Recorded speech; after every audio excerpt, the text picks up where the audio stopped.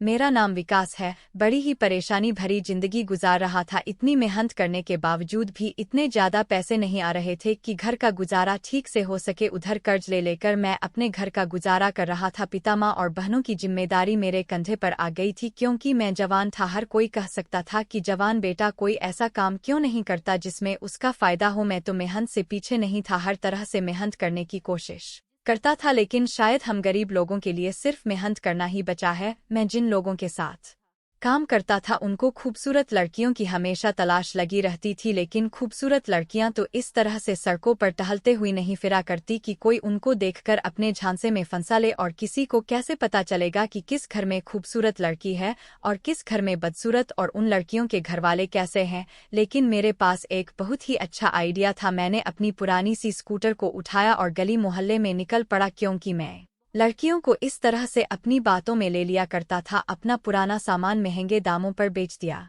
करती थी। और मेरे जानने वालों से मुझे पता चल जाता था कि कौन सी लड़की खूबसूरत है और जवान भी है। इसके बाद वह लड़की मेरे निशाने पर आ जाती थी और मैं उसे किसी भी तरह से किडनैप करके उसे सप्लाई कर देता था और फिर उन लोगों को बता देता। अगर मुझे ज्यादा मुश्किल होती थी तो वह लोग खुद ही हैंडल कर लेते थे। फिर मेरे साथ एक दिन कुछ ऐसा हुआ जिसने मेरे होश उड़ा दिए। मुझे नहीं पता था कि यह सब कुछ मुझे इतना महंगा पड़ने वाला है कि मैं एक दिन अपने ही बिछाए हुए जाल में फंस जाऊंगा। जो मैंने दूसरों के साथ किया, एक दिन मेरे साथ भी वैसा ही होगा। मैंने जो किया शायद उसके लिए मुझे मेरा भगवान कभी माफ नहीं करेगा। एक दिन घर जाते ही मुझे एक ऐसी खबर मिली जिसने मेरे होश उड़ा दिए। क्योंकि मेरे घर पर तो मैं बहुत ही गरीब परिवार से संबंध रखता था। मेरी जवान बहनें थी और मेरी एक 5 साल की बेटी भी थी। मेरी शादी को 2 ही साल गुजरे थे जब मेरी पत्नी की किसी कारण मौत हो गई। उस वक्त मेरी बेटी सिर्फ 7 महीने की थी। मेरी माँ बहनें तो मुझसे बहुत जिद करती कि मैं दूसरी शादी कर लूं, लेकिन मैं दूसरी शादी नहीं करना चाहता था। क्योंकि मैंने अक्सर देखा है कि सौतेली माँ सौतेली ही होती है। वह कभी भी किसी दूसरी औरत के बच्चे को अपनी औलाद समझकर नहीं पाल सकती। इसीलिए मैंने फैसला किया कि मैं अपनी सारी जिंदगी अपनी बेटी के नाम कर दूंगा और कभी भी दूसरी शादी नहीं करूंगा। मैं अपनी माँ का इकलौता बेटा था। मेरी 3 बहनें थी और माता पिता थे। मेरे पिता बीमार रहते थे और मेरी माँ की भी किसी न किसी चीज की दवाई चलती रहती थी। उधर मेरी बहनें जवान थी और मुझे उनकी शादियां भी करनी थी। मैं मेहनत करके जितने पैसे घर कमा कर लाता था वह सारे पैसे ही किधर को खर्च हो जाते थे, कुछ पता ही नहीं चलता था। मेरी बेटी का ख्याल मेरी माँ रखती थी। वह मेरी बेटी से बहुत प्यार करती थी, इसलिए मैं अपनी बेटी की तरफ से तो बहुत बेफिक्र था। मैं मेहनत कर करके थक चुका था और अब मैंने ठान लिया था कि अगर मुझे पैसा कमाना ही है तो अपने हाथ को टेढ़ा ही करना पड़ेगा। मेहनत की कमाई से सिर्फ 2 वक्त की रोटी पूरी होती है, अपनी जरूरतें तो पूरी नहीं होती। हम लोग एक छोटे से गाँव में रहते थे। यह बहुत पुराने टाइप का गाँव बना हुआ था। यहाँ के लोग बहुत सीधे साधे थे। मैं एक स्कूल में चपरासी की नौकरी किया करता था,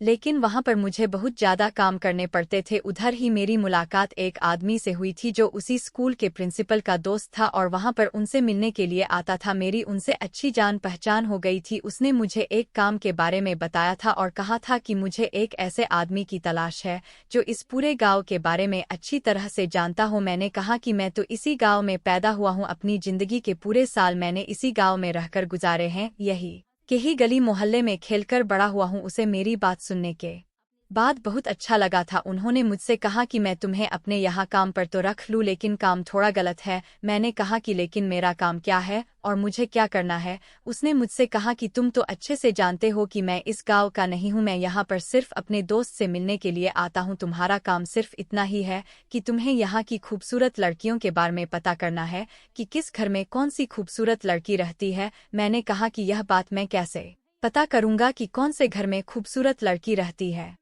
कुछ घरों के बारे में तो शायद मुझे पता चल भी जाए, लेकिन हर घर की रिपोर्ट तो मैं आपको लाकर नहीं दे सकता। उसने कहा कि यही तो तुम्हारा काम है, अगर तुम्हें पैसे चाहिए तो तुम्हें कुछ ना कुछ करके हमें लड़कियों के बारे में बताना ही पड़ेगा। हम तुम्हें बहुत अच्छे पैसे देंगे, इतने अच्छे पैसे देंगे कि सिर्फ तुम्हारा घर ही नहीं चलेगा बल्कि तुम अपने और अपने घर वालों के सारे सपने भी पूरे कर सकोगे। पर तुम्हें यह आइडिया खुद ही निकालना पड़ेगा कि तुम्हें किस तरह से हर घर से इंफॉर्मेशन निकालनी है कि घर में खूबसूरत लड़की मैं परेशान भी हो गया था और बहुत ज़्यादा हैरान भी हो गया था। उसने मुझसे कहा कि अगर तुम्हारे पास कोई अच्छा सा आइडिया है तो फिर तुम मुझसे मिलने के लिए आ जाना। उसने मुझे कार्ड दिया था और उस कार्ड पर उस आदमी का मोबाइल नंबर और एड्रेस लिखा हुआ था। उसने मुझसे कहा कि मैं तुम्हारा इंतज़ार करूंगा, पर मैं यही सब सोच रहा था कि मैं इस बारे में कैसे पता कर सकता हूँ। मैं एक मर्द था, कोई औरत तो नहीं था कि औरतों से बातें करने के बहाने उनके घरों मैं घुस जाऊं। एक औरत तो पूरे गांव में एक एक घर में किसी ना किसी बहाने से घुस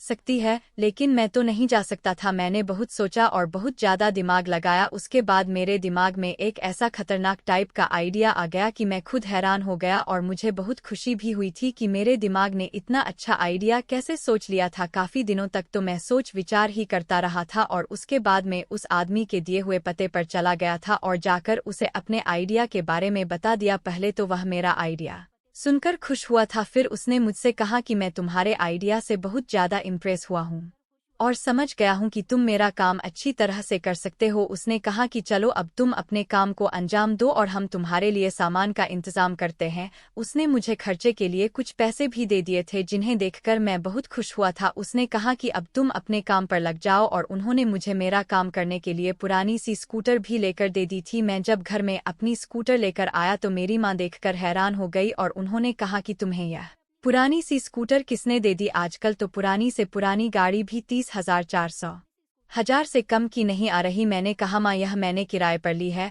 मैं एक काम करने लगा हूँ। मेरी माँ कहने लगी कि ऐसा कौन सा काम करने लगे हो? मैंने कहा मैं अपनी गाड़ी पर औरतों का पुराना सामान खरीदा करूंगा और उसे कबाड़ में बेच दिया करूंगा। मेरी माँ ने कहा कि तुम तो स्कूल में चपरासी का काम करते थे, हम लोग उसे यह कहते थे कि उस स्कूल में चपरासी की नौकरी तुम और तुम्हारा दोस्त मिलकर करते हैं।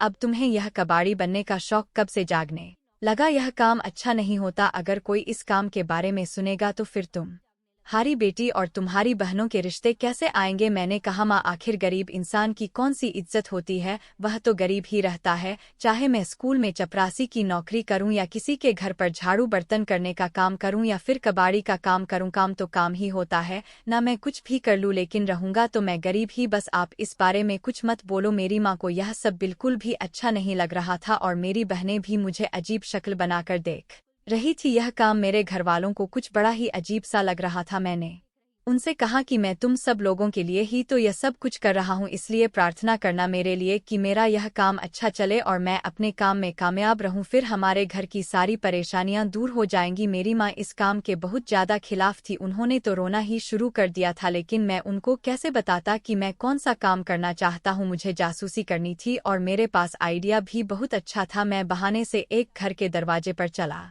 गया था। दरवाजे पर एक लड़की आई जिसकी उम्र बहुत कम लग रही थी। मैंने उससे कहा कि घर में कोई भी पुराना सामान हो या आपकी कोई भी पुरानी ज्वेलरी या कपड़े, जूते, चूड़ियां वगैरह पड़ी हुई हो, आप मुझे दे दो। यहाँ तक कि अगर सर के बाल भी जो कंघी में टूट जाते हैं वो भी मैं खरीदने के लिए आया हूँ। उसने कहा कि कितने में खरीदोगे? मैंने बहुत ज़्यादा पैसे बताए थे तो वो लड़की हैरान रह गई थी। उसने कहा कि ये जो सर के बाल होते हैं ये क्या इतने ज़्यादा महंगे दिखते हैं? वो सर के बालों के पैसों के बारे में सुनकर चौंक गई थी, क्योंकि उसे उम्मीद नहीं थी कि आखिर सर के टूटे हुए बाल भी इतनी कीमत पर बिक सकते हैं। मैंने कहा कि हाँ, सर के बाल भी और बाकी सारी चीजें भी काफी कीमत पर बिकती हैं। मैंने उसको एक लिस्ट पकड़ा दी और कहा कि इस लिस्ट में जितनी भी चीजें हैं वह भी मैं खरीद लेता हूँ। अगर आपके पास यह सारा सामान है तो वह मैं खरीद लूंगा। इसमें एक चीज ऐसी भी लिखी हुई थी जो हर औरत इस्तेमाल करती है और वह उसकी बहुत ही पर्सनल चीज होती है। वह ऐसी चीज होती है कि अगर खराब हो जाए तो औरतें उसे कूड़े में भी फेंक नहीं सकती, लेकिन अगर उनको यह पता चल जाए कि कोई बेकार चीज का भी खरीदार है तो फिर वह क्यों ना उसको बेच दे। थोड़ी देर के बाद ही 3-4 लड़कियां मेरे आसपास टहल रही थी और अपनी अपनी चीजें लेकर आ गई थी। उनके हाथ में बहुत सारा सामान था और कई लड़कियों के पास तो उनके सर के बाल भी मौजूद थे। सर के बालों का तो मैंने सिर्फ बहाना किया था, क्योंकि सबको पता है कि औरत के सर के टूटे हुए बाल काफी महंगे बिकते हैं, लेकिन मुझे तो सिर्फ दूसरी चीजों से ही मतलब था। पर मेरा आइडिया तो बिल्कुल सही जा रहा था। मैं पुरानी चीजों को खरीदने के बहाने ही लड़कियों को दरवाजे तक बुलाया करता था। मैं अपने प्लान में कामयाब होता जा रहा था। मैं जिस घर के दरवाजे पर जाता तो मेरे काम के बारे में सुनकर हर लड़की अपना अपना पुराना सामान मुझे बेचने के लिए आ जाती थी। इस हिसाब से मुझे पता चल जाता था कि इस घर में कितनी लड़कियां हैं। इस घर में आने के बाद मुझे पता चला कि इस घर में 4 लड़कियां हैं और चारों ही लड़कियां अपना सामान लेकर दरवाजे पर आ गई थी। उनमें से एक लड़की तो बहुत ज्यादा खूबसूरत थी। मैंने उन सब लड़कियों का सामान खरीद लिया था और उनको थोड़े ज्यादा पैसे दे दिए थे। वह बहुत खुश हो गई थी और मेरे सामने ही खड़े होकर एक दूसरे को कहने लगी कि आज तो पुराना सामान बेचने के बाद काफी सारे पैसे आ गए। हमें नहीं पता था कि लड़कियों की पुरानी चीजें इस तरह से बिक भी सकती हैं। यह औरत सिर्फ नाम की समझदार होती है, दरअसल तो औरत बहुत ज्यादा बेवकूफ होती है, क्योंकि औरत की इतनी ज्यादा जरूरतें होती हैं कि उसे हर टाइम पर पैसों की जरूरत पड़ जाती है, क्योंकि उसको बहुत सारा सामान खरीदना है, मेकअप, कपड़े, जूते, चूड़नी, घर का सामान और ना जाने कितनी ऐसी चीजें जो वह बाजार से लेती है, और उसे इन चीजों को खरीदने का बहुत शौक भी होता है। इसलिए औरत हमेशा लालची होती है, क्योंकि उसे सामान की बहुत जरूरत होती है और मुझे औरत की इसी कमजोरी का फायदा उठाना था। मैंने इस घर का पता, घर का नंबर और इस घर में कितनी लड़कियां रहती हैं,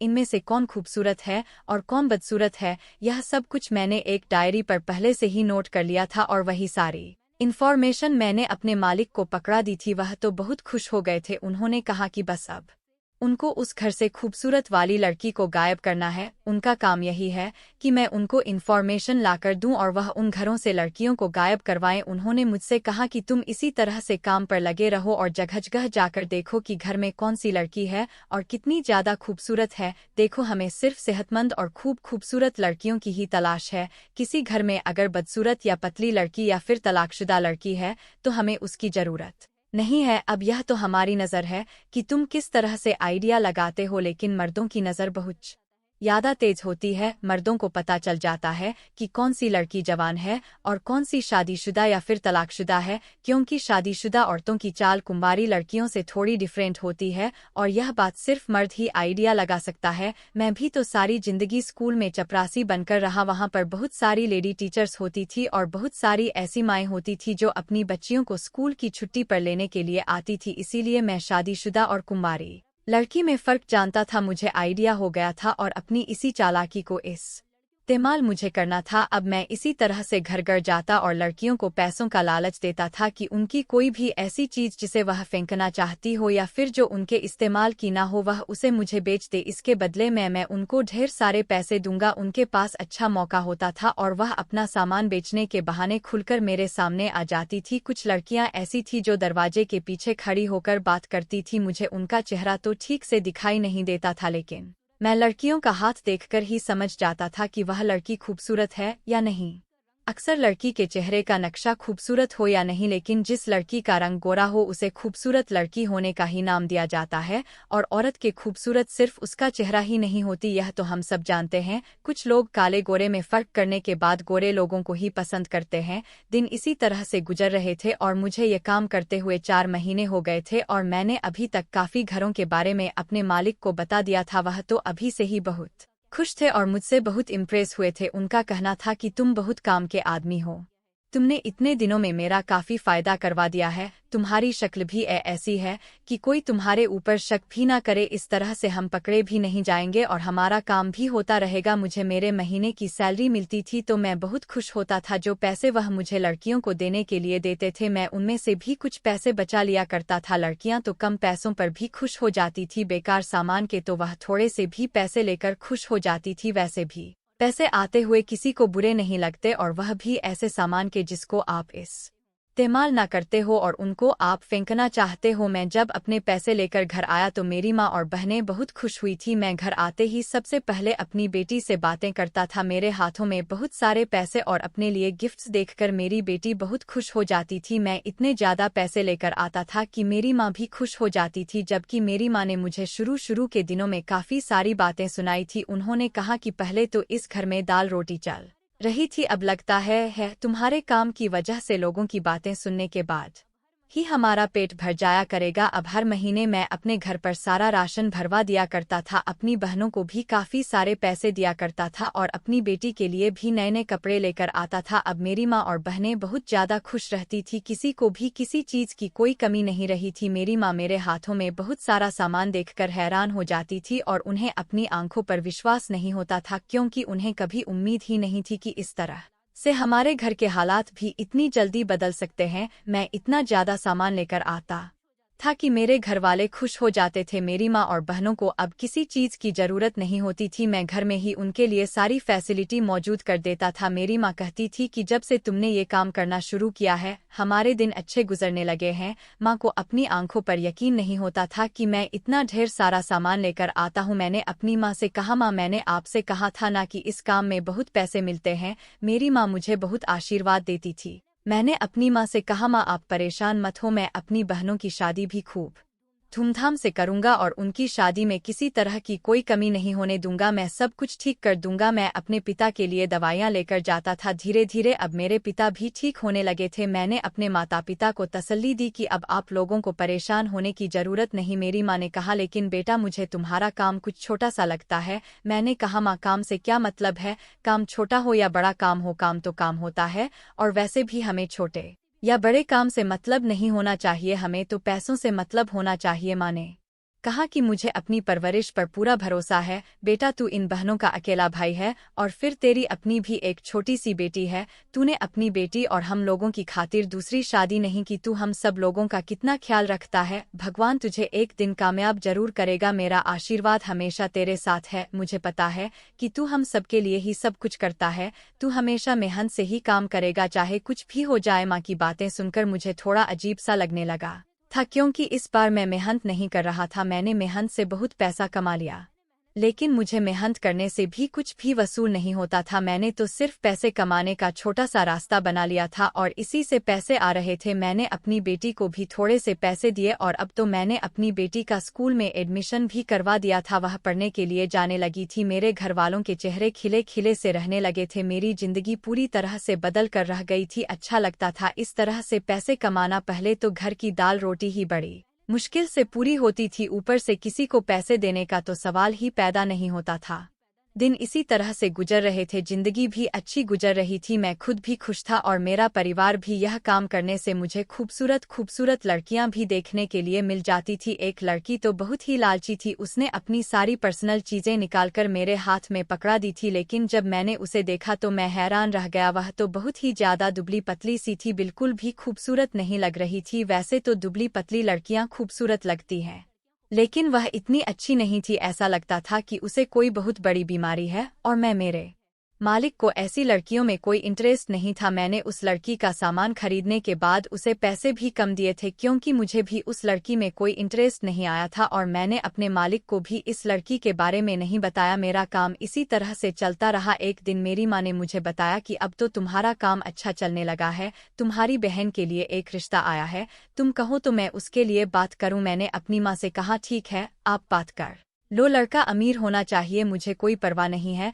बस मेरी बहन उस घर में खुश रहनी चाहिए। मैं अपनी बहन की शादी धूमधाम से करूंगा, क्योंकि जिसके साथ जिंदगी गुजारनी है वह ठीक होना चाहिए। मेरी माँ ने कहा कि मेरी भी यही सोच है और तुम्हारे पिता भी यही चाहते हैं कि इसी घर में तुम्हारी बहन का रिश्ता हो जाए, क्योंकि यह लोग खाते पीते लोग हैं। मेरी माँ बताने लगी कि बेटा तुम्हें पता है हमारी गली के नुक्कड़ पर जो एक घर है उनकी बेटी को किसी ने किडनैप कर लिया। मैं यह बात सुनकर हैरान रह गया था, क्योंकि उनकी बेटी के बारे में ही तो मैंने अपने मालिक को बताया था और फिर उनके कहने पर उसे किडनैप भी करवाया था। मैंने अपनी माँ से कहा, अच्छा यह सब कब हुआ? मेरी माँ ने कहा, मुझे नहीं पता बेटा उनकी बेटी कब गायब हुई, लेकिन मुझे कल पता चला। बेचार की एक ही बेटी थी और थी भी बहुत खूबसूरत। उसके माता पिता का तो रो रो कर बुरा हाल हो गया। मुझसे तो उन लोगों की हालत देखी ही नहीं जाती। मैंने उसकी माँ को तसल्ली दी और मेरा दिल भर आया था। फिर मैं घर को वापस आ गई। उन्होंने अपने घर में पूजा रखी थी अपनी बेटी के मिलने के लिए। मैं तो पूजा करने के बाद फौरन ही वहां से आ गई। मैं तो प्रार्थना करती हूँ कि वह बेचारी जल्द से जल्द मिल जाए। पता नहीं कौन से ऐसे लोग होते हैं जो लोगों की जवान बेटियों को किडनैप कर लेते हैं। भगवान ऐसे लोगों को जरूर सजा देगा। मैं खाना खा रहा था, अपनी माँ की यह बात सुनकर अचानक से मेरे हलक में निवाला अटक गया। मैंने कहा, माँ छोड़िए ना, किसी को ऐसा नहीं कहना चाहिए। मुझे पता है वह लड़की खुद ही घर से भाग गई है और फिर उसके घर वाले अपनी इज्जत बचाने के लिए लोगों से कह रहे हैं कि किसी ने उनकी बेटी को किडनैप कर लिया। मेरी माँ ने कहा, हाँ तुम ठीक कह रहे हो, ऐसा भी हो सकता है, आजकल होने को क्या नहीं हो सकता, लेकिन मुझे पता है कि वह लड़की बहुत शरीफ थी और बहुत अच्छी थी। मेरी माँ ने कहा, बेटा अभी तू भी जवान है, तेरी ज्यादा उम्र नहीं हुई है और तू अच्छा कमाने लगा है। मैं चाहती हूँ कि तू भी शादी कर ले। आखिर इस तरह से कैसे अपनी जिंदगी गुजारे? तेरी बहन की एक दोस्त है, वह बेचारी विधवा हो गई। मैं चाहती हूँ कि तेरी शादी उसके साथ कर दूँ। मैंने अपनी माँ से साफ इनकार कर दिया और कहा कि मैं अभी शादी नहीं करना चाहता, बल्कि मैं शादी ही नहीं करना चाहता, मैं सारी उम्र अपनी बेटी के साथ रहना चाहता हूँ। मेरी माँ कहने लगी कि बेटा, इस तरह से तू जिंदगी नहीं गुजार सकता, एक बार मेरी बात मान ले। मैं तो अपनी माँ की बात इसलिए नहीं मानता था क्योंकि मैं अपनी पत्नी से बहुत प्यार करता था। वही दुनिया को छोड़कर चली गई। मैंने उससे वादा किया था कि मैं उसके अलावा कभी किसी को नहीं चाहूंगा। मेरे दिल में आज भी वही बसी हुई है। मेरी माँ मेरी बात सुनकर तो खामोश हो जाती थी, लेकिन उन लोगों को बहुत कोस रही थी जिन्होंने उस लड़की को किडनैप किया था। मुझे अपनी माँ की बातें सुनकर बड़ा अजीब लगा, लेकिन यह जो अमीर लोग होते हैं उन्हें किसी की बद्दुआ नहीं लगती। गरीब लोग ऐसे ही उनको बुरा समझते हैं, बुरा भला भी कहते हैं, लेकिन असल में वह अपनी जिंदगी के मजे ले रहे होते हैं। यह बात बड़ी अजीब सी है। माँ ने मुझे मेरी बहन के रिश्ते के बारे में बताया। मुझे लड़का बहुत पसंद आया था क्योंकि पहले मेरी बहन के गरीब होने की वजह से रिश्ते नहीं लग रहे थे। इसलिए अब मैंने फैसला कर लिया था कि मैं अब अपनी बहन की शादी किसी और गरीब लड़के से नहीं बल्कि अमीर परिवार में ही करूंगा। मेरी बहन का रिश्ता तय हो गया था और मेरी बहन की मंगनी जल्द ही होने वाली थी। मैंने अपनी बहन की एंगेजमेंट के लिए एक अच्छा शादी हॉल बुक करवाया था और अपनी बहन के लिए काफी सारे जेवर भी बनवा लिए थे। अब मेरे पास ज्यादा पैसा आ गया था, इसलिए मैं अपनी बहनों के सारे शौक पूरा करना चाहता था। मेरी बहन अपनी एंगेजमेंट वाले दिन पार्लर से तैयार होने के लिए गई थी। मंगनी की सारी तैयारियां हो चुकी थी, मेहमान भी आना शुरू हो गए थे। इधर मैं शादी हॉल के सारे काम देख रहा था। अचानक मेरे घर से मेरी माँ की कॉल आई। उन्होंने मुझे बताया, बेटा अब शगुन हो गया। मेरी माँ फोन पर फूट फूट कर रो रही थी। मैं बहुत परेशान हो गया। मैंने अपनी माँ से कहा कि माँ, आप रो क्यों रही हो, मुझे बताओ क्या बात है। फिर मेरी माँ ने मुझे बताया कि बेटा, तुम्हारी बहन गायब हो गई है। इधर मेहमान आ चुके थे और मेरी बहन के ससुराल वाले भी मंगनी के रस्म करने के लिए इंतजार कर रहे थे। मेरी माँ मेरी बहन को ढूंढने के लिए यहाँ से निकल गई थी और वह अभी तक उसको ही ढूंढ रही थी। इधर मेरे पिता को भी यह बात पता चल गई थी, तो उन्होंने भी मेरी बहन को ढूंढना शुरू कर दिया और मुझे ये बात सबसे आखिर में बताई क्योंकि मैं यहाँ के इंतजाम में लग रहा था और मेरे मोबाइल पर कॉल भी नहीं लग रही थी। मेरी वही बहन गायब हो गई थी जिसकी एंगेजमेंट थी। बहुत बुरा हो गया था और मैं जानता था कि मेरी बहन कहाँ है, लेकिन अपनी बहनों के बारे में तो कभी मैंने अपने मालिक को नहीं बताया था। जबकि मेरी 3 बहनें थी और तीनों ही बहुत खूबसूरत थी। मेरी बहन को हमें ढूंढते हुए लगभग 4-5 घंटे हो गए थे और हार मानकर फिर मैं अपने मालिक के पास गया। मैं वहां पर गया तो मैंने देखा कि मेरी बहन वहां पर दुल्हन बनी हुई रो रही थी। मुझे देखते ही उसके होश उड़ गए और वह मुझसे लिपटकर जोर जोर से रोने लगी। मैंने मालिक से कहा, मालिक आपको शायद गलतफहमी हुई है, यह लड़की मेरी बहन है। उन्होंने कहा कि इसमें कौन सी बड़ी बात है, यह तुम्हारी बहन है। सबसे ज्यादा अफसोस हमें इसी बात का है कि तुमने अपने पूरे गांव के खूबसूरत लड़कियों के बारे में हमें बता दिया, जबकि सबसे ज्यादा खूबसूरत लड़कियां तो तुम्हारे अपने ही घर में थी। हारी तीनों बहनें बहुत सुंदर है, कभी तुमने हमें अपनी बहनों से मिलवाया ही नहीं। तुम्हें नहीं पता कि मैं तुम्हारे पीछे तुम्हारे घर पर गया था, तुम काफी दिनों से मुझसे मिलने के लिए नहीं आए थे। मैंने सोचा आज मैं तुम्हारे घर जाकर तुम्हारे घर के हालात देख लेता हूँ। मेरे पास तुम्हारा एड्रेस था क्योंकि मैंने तुम्हारे बारे में भी सारी इन्फॉर्मेशन निकाली हुई थी। मैं कभी कोई कच्चा काम नहीं करता, मुझे पता है कि कोई भी इंसान कभी भी धोखा दे सकता है। इसलिए एक दिन मैं तुम्हारे घर गया। वहां जब मैंने तुम्हारी तीनों बहनों को देखा तो मैं बहुत ज्यादा खुश हुआ था और मुझे इस बात पर गुस्सा भी आया था कि तुम्हारे ही घर में सबसे ज्यादा खूबसूरत लड़कियां हैं। तुमने अपनी बहनों के बारे में हमें क्यों नहीं बताया? अगर तुम चाहो तो अपनी बहनों की डबल कीमत हमसे वसूल कर सकते हो, लेकिन मुझे तुम्हारी यह बहन बहुत पसंद आई है। मैं तुम्हारी बहन को बेचूंगा नहीं, बल्कि मैं तुम्हारी इस बहन से शादी करूंगा। मैंने अभी तक शादी इसलिए नहीं की क्योंकि किसी भी लड़की पर मेरा दिल नहीं आया था, हालांकि दिल लगी बहुत सारी लड़कियों के साथ की है। उस दिन जब मैं तुम्हारे घर गया था तो तुम्हारी यह वाली बहन मेरे लिए चाय बनाकर लाई थी। इसकी अदाएं, इसकी बातें और इसके हाथ की बनी हुई चाय मुझे बहुत पसंद आई थी। मैं तो इस पर फिदा हो गया हूँ। मैं तुम्हारी बहन से शादी करना चाहता हूँ। मैं जानता था कि एक भाई कभी अपनी बहन को एक ऐसे आदमी के हवाले नहीं करेगा जो लड़कियों को बेचने और खरीदने का काम करता हो। घी सीधी उंगली से नहीं निकलता, इसलिए मैंने उंगली को टेढ़ा कर लिया। मुझे पता था कि तुम कभी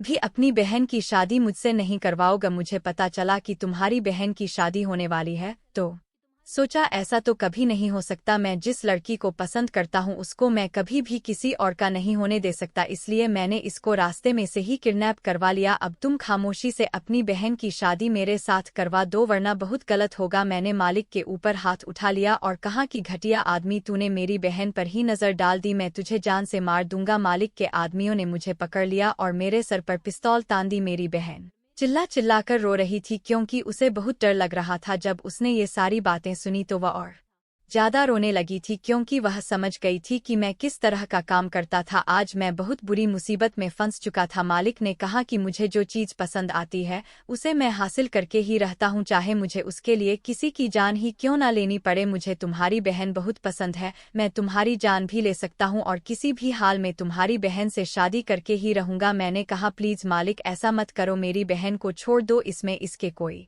गलती नहीं, तुम चाहो तो मैं तुम्हारा ये काम छोड़ सकता हूँ। तुमने जितने पैसे आज तक मुझे दिए हैं मैं सारे पैसे तुम्हें वापस लाकर दे दूंगा, लेकिन प्लीज मेरी बहन की जिंदगी बर्बाद मत करो। मालिक जोर जोर से हंसने लगा और उसने कहा कि तुम्हें क्या लगता है कि मैं तुम्हारी बहन को इतनी आसानी से छोड़ दूंगा? ऐसा कभी नहीं हो सकता। मैं बहुत ज्यादा परेशान हो गया था। अब मुझे अपनी गलती का एहसास हो रहा था कि मैंने कितनी लड़कियों की जिंदगी बर्बाद की थी, कितनी लड़कियों को मैंने सप्लाई करवाया था। वह सारी लड़कियां अपनी बेबसी पर कितना रोती होंगी आज जिस तरह से मेरी बहन रो रही थी, और उनकी तो इज्जत पर भी दाग आ चुका होगा, जबकि मेरी बहन की तो सारी जिंदगी ही तबाह होने वाली थी। मुझे आज अपनी बहन में वह सारी लड़कियां नजर आ रही थी जिनकी जिंदगी मैंने अपने हाथों से बर्बाद करवाई थी। वह भोली भाली गांव की सीधी साधी मासूम लड़कियां जो मेरी उल्टी सीधी बातों में आ जाती थी। मुझे उन पर बहुत ज्यादा अफसोस हो रहा था और मैं अपनी फूटी किस्मत पर रो रहा था। वो आदमी मेरे ही सामने मेरी बहन से शादी करने जा रहा था, लेकिन वह तो अच्छा हुआ कि अचानक पुलिस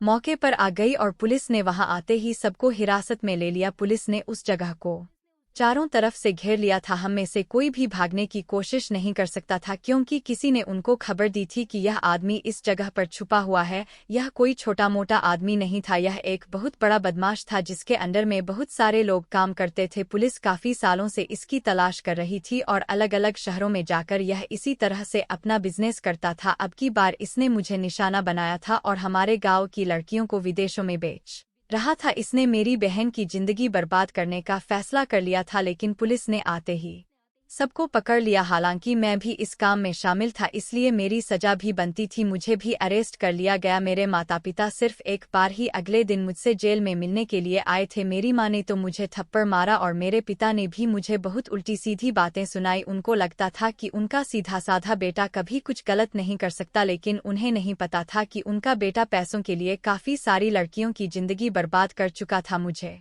अपनी गलती पर अफसोस हो रहा था। गांव के सारे लोगों को यह बात पता चल गई कि मैं ही सामान खरीदने के बहाने से उनके घरों में जाता था और इस ग्रह को लड़कियों की खबर लाकर देता था, फिर यही ग्रह उन लड़कियों को किडनैप करवा लेता था। मेरे माता पिता की खूब बदनामी हुई थी। मेरे माता पिता बहुत ज्यादा अफसोस में आ गए थे और उनका कहना था कि हमने तेरी परवरिश ऐसी नहीं की थी, हमें तो अपनी परवरिश पर गर्व था, पर हमें क्या पता कि हमारा बेटा इस तरह से गलत काम में पड़ गया था। मेरी माँ बहुत ज्यादा रो रही थी। उन्होंने कहा कि पहले जो दाल रोटी हम खाते थे वह इज्जत की होती थी और तेरी मेहन मेहनत की कमाई की होती थी, लेकिन अब तो तू अगर हमें 56 भोग भी खिलाएगा तो वह भी हमारे लिए बेइज्जती के हैं। मेरी माँ ने कहा कि मैं तुझसे सारे रिश्ते नाते खत्म कर देती हूँ। तूने कम से कम यह तो सोचा होता कि तू दूसरों की बेटियों की जिंदगी तबाह कर रहा है। भगवान तुझे तेरे किए की सजा कभी भी दे सकता है।